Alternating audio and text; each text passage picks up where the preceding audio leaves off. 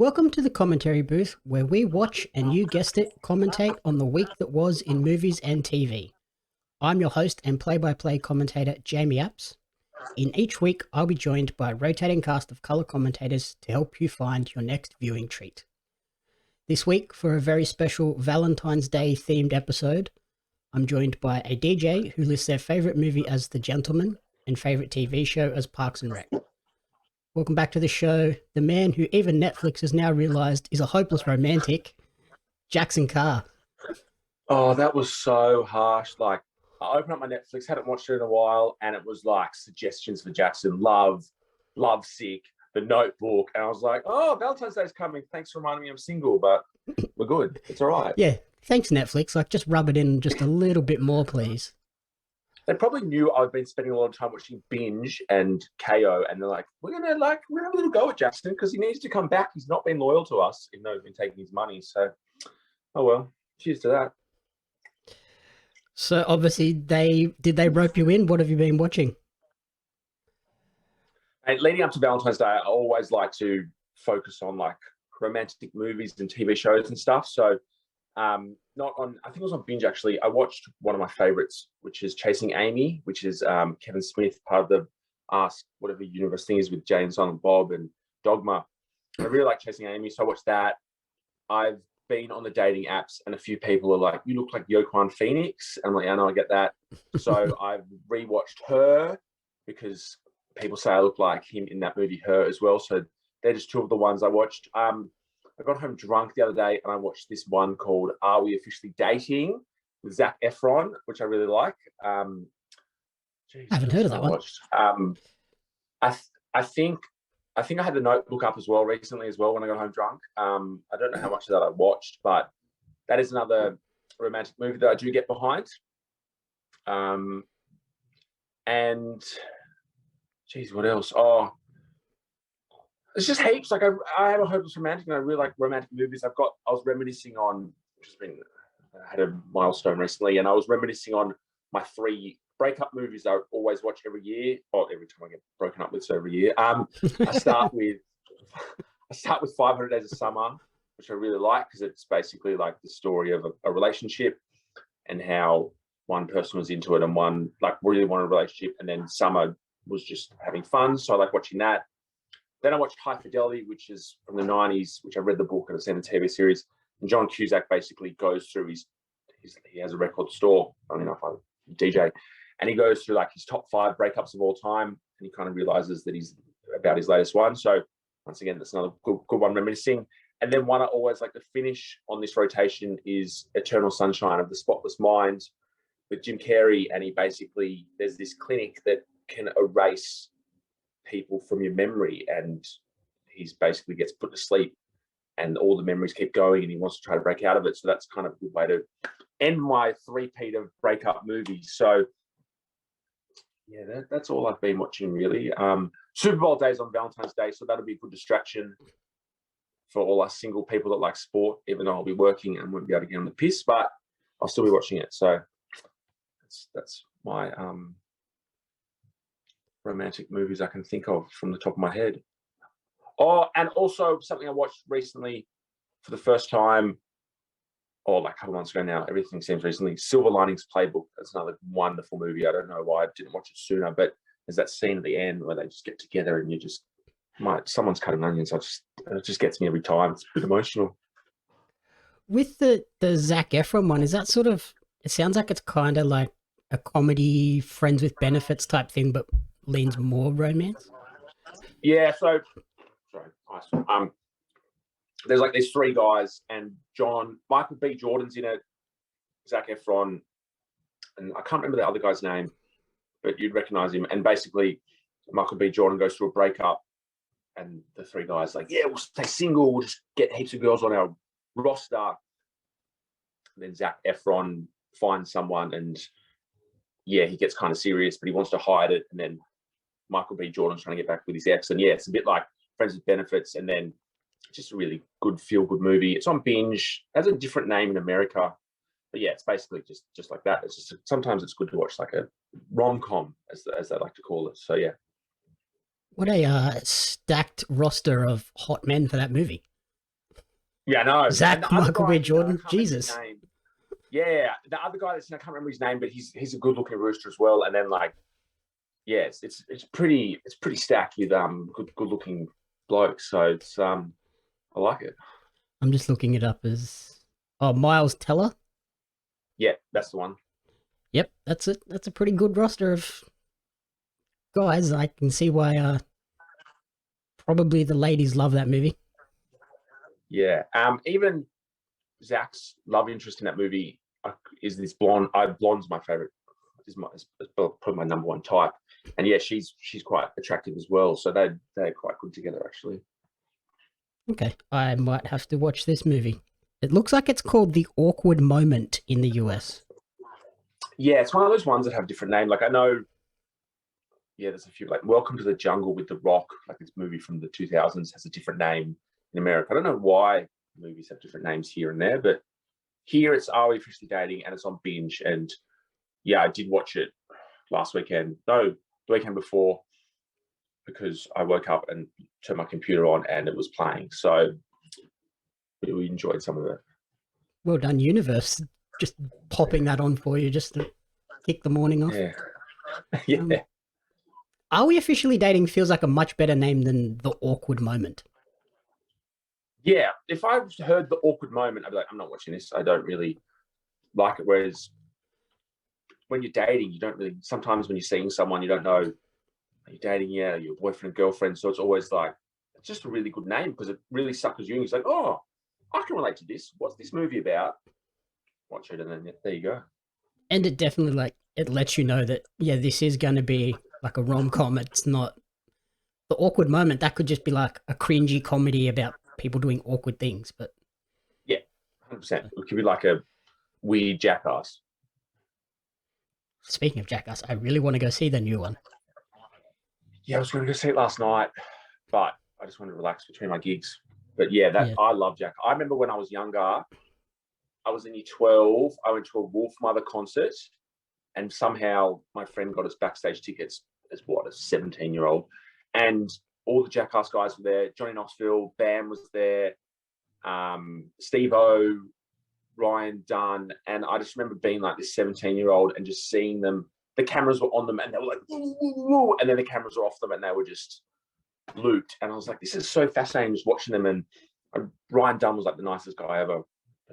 But yeah, it was, I think that was one of my first ever dealings backstage with celebrities and stuff. So that was, I always have a special place in my heart for the Jackass guys, that's for sure. That's like, when I was working at the pubs in Wollongong, I just randomly got called in one night, like, hey, can you come and work tonight because we need staff? And I rocked up and it turned out to be the Nitro Circus and half of the Jackass crew just having their like after party because they had the Nitro Circus in Wollongong. So I was just like, okay, this is random. Yeah, hectic. And that was a fun experience. Just were they see some crazy hard, stuff. or were they? Oh yeah, they were going pretty hectic. Hectic. I like it. So in terms of like Valentine's movies, is there one that is a guarantee? Okay, it's Valentine's Day. This is the one I'm watching. To be honest, I kind of just a build up. I watched them leading up to Valentine's Day, and then on Valentine's Day, I kind of just like don't really want to watch them because I've outdone it. It's like for Christmas, like I'll watch Christmas movies, then Christmas Day I'll just not bother. So like I'll make sure like those ones I've all watched.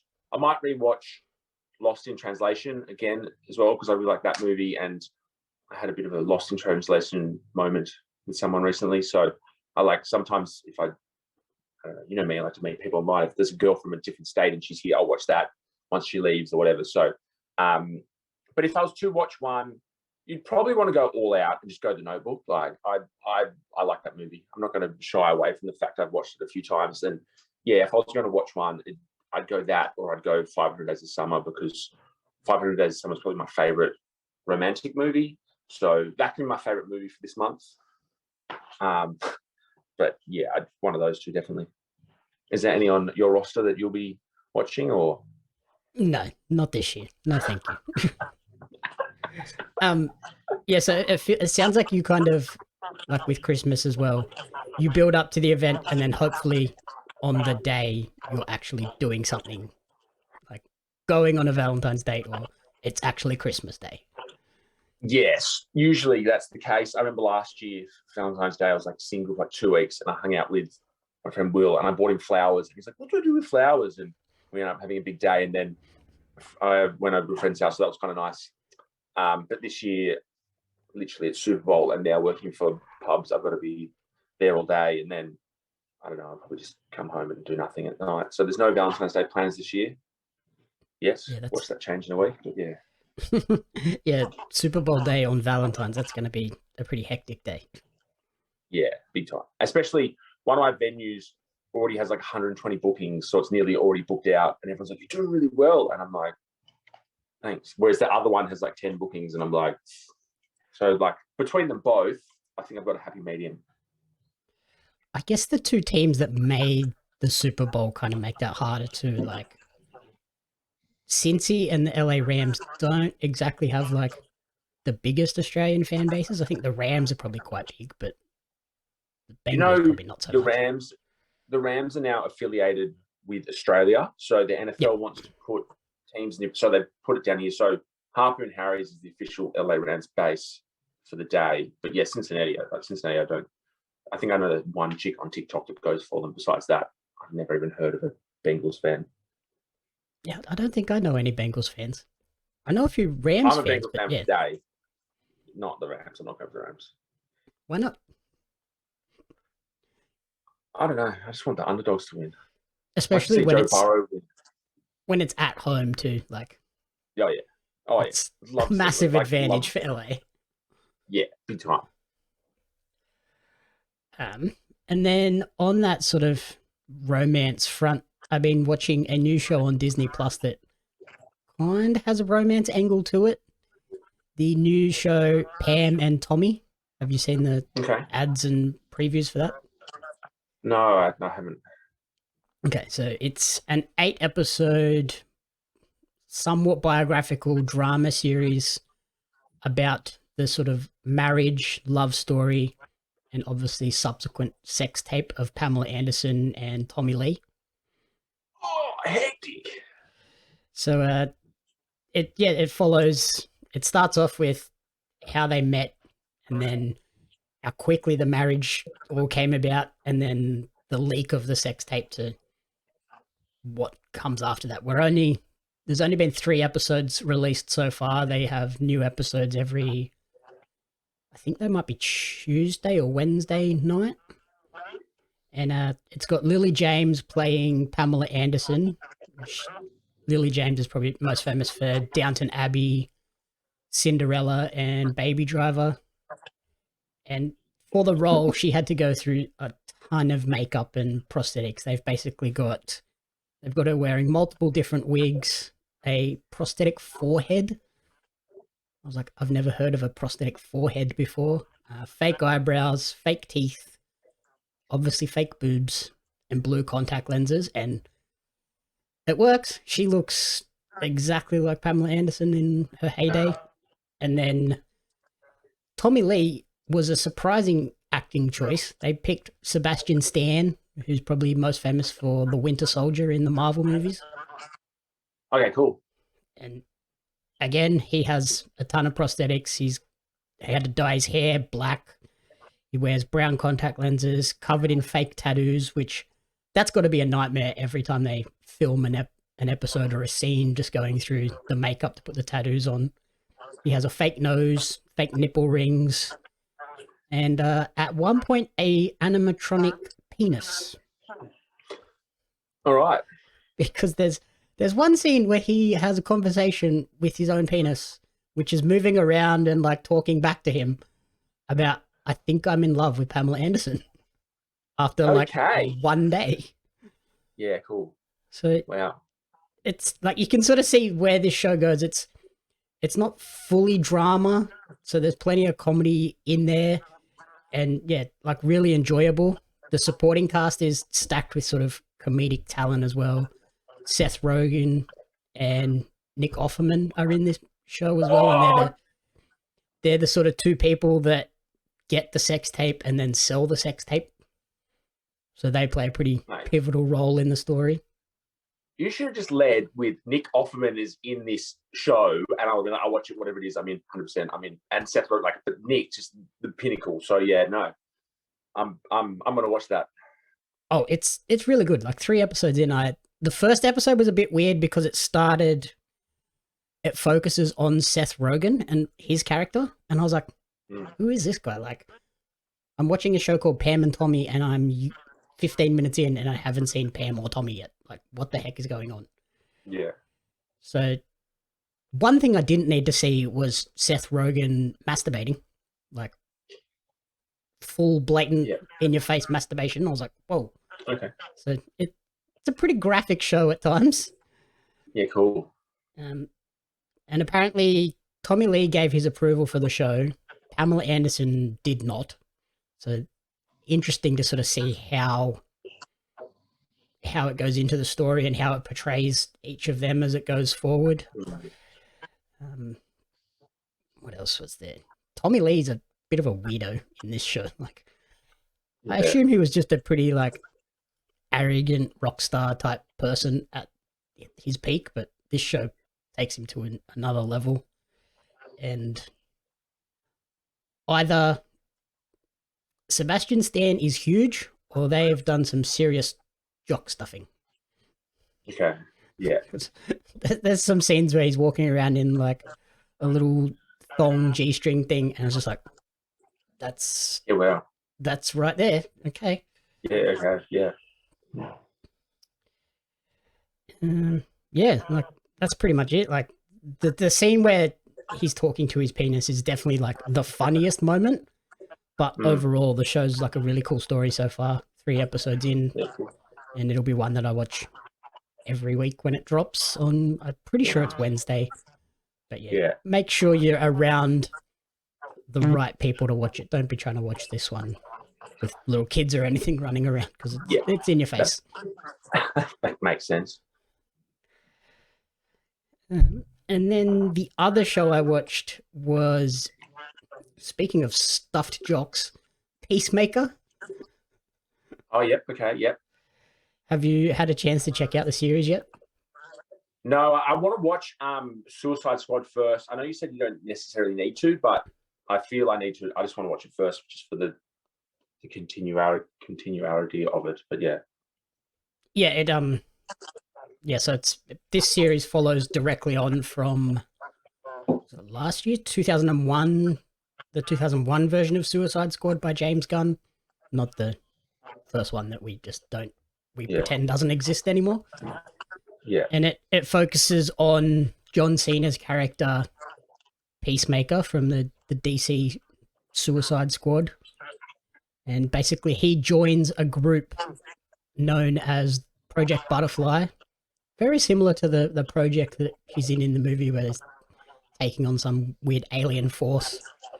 So in Project Butterfly, they're hunting down these little sort of alien bug things that kind of look like butterflies, kind of look like praying mantis, that dig into your brain and take over human beings and basically live hidden in the world.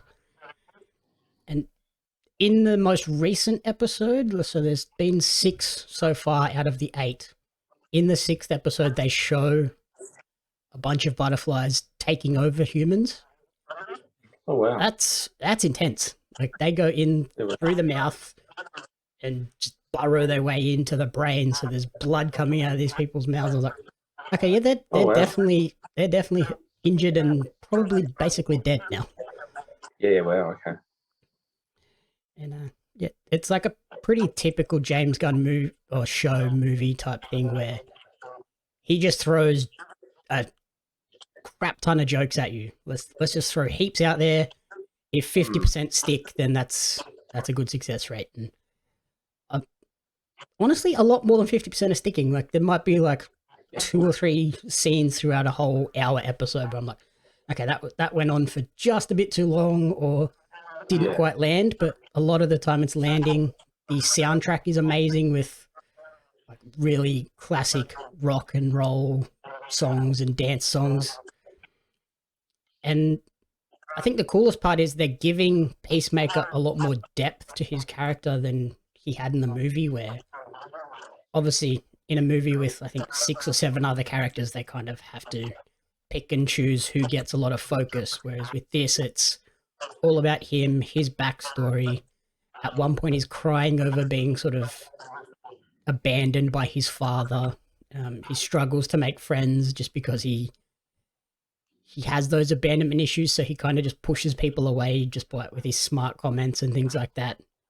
And then, yeah, it turns out he may have murdered his own brother. So there's a lot of depth to this character and why he is who he is. And I think my favorite moments are how tied into the overall DC universe it is. Because obviously Peacemaker is kind of like maybe a D tier DC superhero.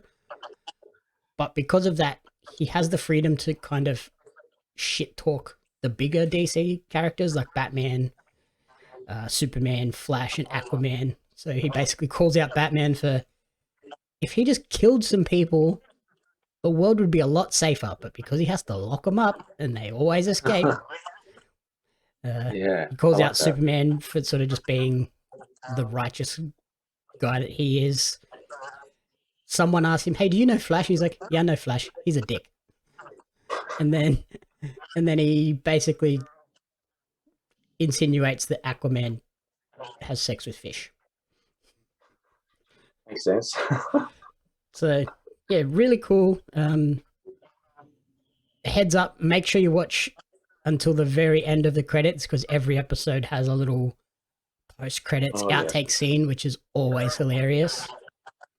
And then in the trivia, I found that James Gunn wrote this show during the COVID lockdowns, the full 8-episode series, without ever having it actually picked up. He just assumed that I'm bored, I'm just going to write this series and it's never going to get picked up. But then HBO saw it and were like, yep, let's get it. We'll chuck it on our streaming service. And I think they're going to be pleasantly surprised. And I'm fairly certain we're going to get a second season. Hectic. That's cool. I like that. Yeah, definitely worth checking out Peacemaker. And in particular, the opening credits.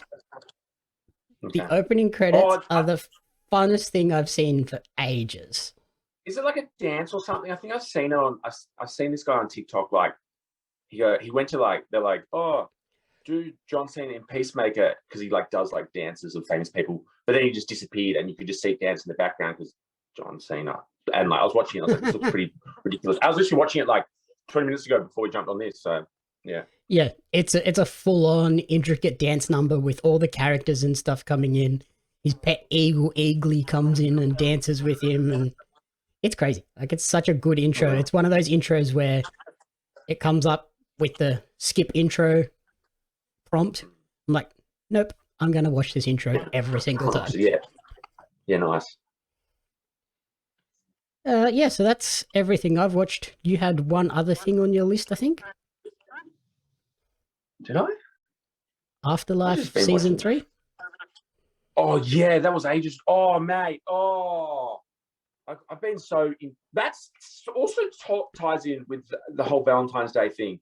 Mate, Afterlife season 3, Ricky Gervais is a genius. Like, it's just so perfectly written that it just ends really well.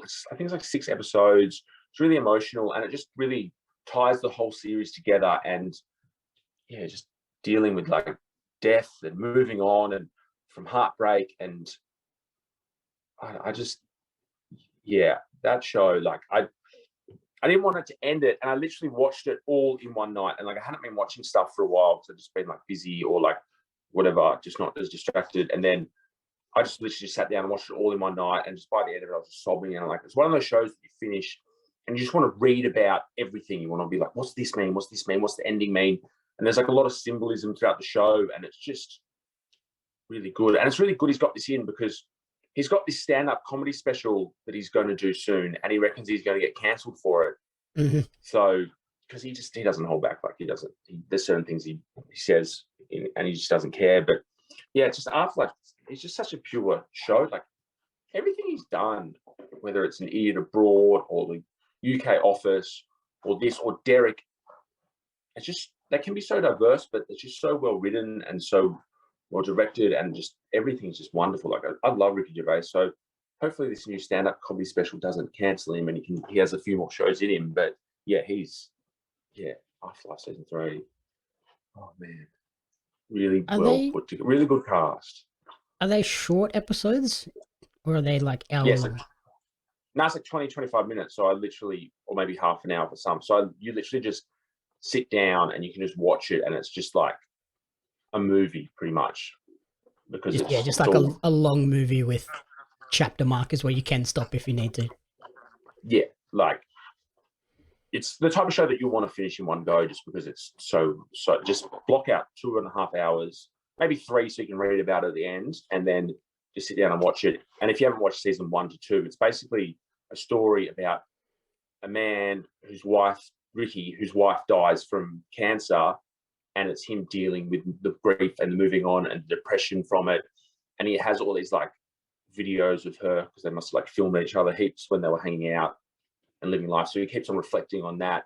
And there's this dog. His dog in it is just really like the dog's just really like a really powerful character. It's like there's times where he like doesn't want to live anymore, and you see him with like these tablets, and the dog just like puts his arm on Ricky, or like starts barking at him as well. So just how it was all put together, it's just really harrowing. And it's just like you could watch it and don't have to even relate to having a partner die or a family member die. It could be like losing someone, whether it's a friend or going through a breakup, and it's just about dealing with that. And I guess like these days you put everything on social media, so it's like you can look back at like photos you have with someone or videos you have, and it's just about dealing with the heartbreak and moving on. And yeah, it's just a phenomenal show on Netflix. Yeah, like I love the memories feature on Facebook at times, and then other day, like the on this day, but then there's other times where it pops up and you're like, thanks Facebook, I didn't need that. Yeah, I've been locked out of my Facebook all year, so I haven't had those on this day, which I don't mind about. But I had like my Instagram memories, and one came up the other day, and I was just looking at myself, and it was like all my close friends. I just wasn't in a good way. It's like, fuck, look at you a year ago. You were like a lot bigger, you were a lot unhappier, and now I'm just like a year later, I'm like, wow, I've got a great job. I can run 23 kilometers on a Saturday like it's nothing. And like, yeah, now like you're an athlete. Those things yeah, where you can look back and like, hey, you've come so far. But yeah, there are some things that pop up and you're like, no, I don't want to see that. But yeah. Did you get flagged on TikTok or something as well for a very innocuous, like, positive comment? Some bloke was he's going through a breakup, and he was posting like videos every day, and like, how I'm doing my breakup. I'm like, well done, mate, you got through another day, really proud of you. And I got banned for 24 hours for like insensitive comment, but it literally was like, congratulations, I'm proud of you for getting through today. Like, it's just TikTok, eh? Yeah, that's so weird. When you posted that, I was like, that is so weird. Like, that's the most positive, uplifting comment, and they flagged it? Like, what's going on there? Hey, the internet's not to be positive. It's all toxic, remember? You've got to be rude and mean to people and hide behind keyboards. I got it back, so it's all right. That's good. Alrighty, so that's pretty much everything. What is your top recommendation for the week? I'm going to say Afterlife. If you haven't watched season 1 to 3, watch 1 to 3. If you haven't watched season 3, it ties in with Valentine's Day, and yeah, it's just a really, really well put together show. Yeah, definitely that. Yeah, sweet. That's like the perfect sort of watch this in the lead up to Valentine's Day on the weekend. Yeah, if you're going through a tough like breakup, or you like, yeah, watch that. Or if you want something like funny or quirky, for Are We Officially Dating? For sure. Sweet. For me, it's Peacemaker, and like I said, make sure you watch the intro sequence the whole way through. And yeah, it's just funny. Like, if you don't laugh during this show, we can't be friends. If you skip this intro, we can't be friends anymore. Okay. Got it. Alrighty. Thank you everyone for listening to the commentary booth.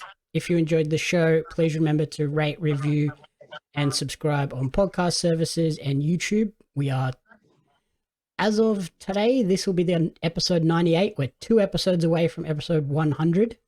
Crazy to think that up to episode 100 already. And then after episode 100, we're going to sort of reformat a little bit and try to pivot and become the go-to place for when you're scrolling through Netflix or Binge or whatever and can't pick something. Come to us and we'll help you decide what's the go-to for that week. You can follow Jaxon on TikTok at Jax_Carr.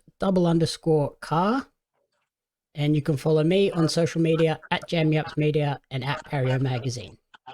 Commentary Booth is a fan-funded production of Jamie Apps Media. You can support the podcast alongside our magazine, Pario Magazine, on Patreon at patreon.com/jamieappsmedia. The following people supported at the community support group level or higher, and you cannot fathom how incredibly appreciative we are for their support. Blake Robinson, Brian and June Hart, Courtney Paulson, Darren Hatcliffe, Jaxon Carr, and Tracy Apps.